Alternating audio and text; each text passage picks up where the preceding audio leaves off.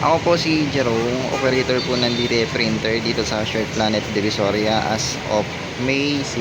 Ginamit ito ng 7 days na may total meters na 119. Printer head, ang huling palit po nito ay noong July 2023. Wiper and capping na may 80% good condition. Head clean.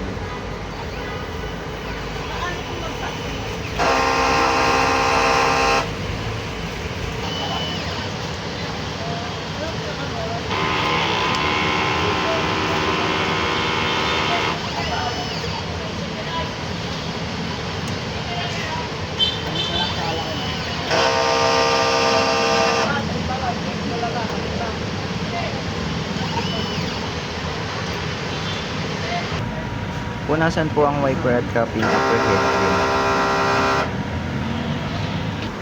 Ito po ang nozzle check, buo naman po. Leak system, tama lang ang level. Waste tank, nakaka-dispose lang. Ito po ang EBR at wala naman po kaming ground wire.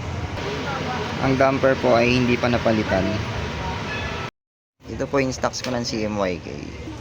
DTF powder, in-use ink, DTF film, production log, printer daily checklist. Ang nagamit ko sa consumables ay isang white, isang powder, at isang DTF film. Yun lang po. Thank you.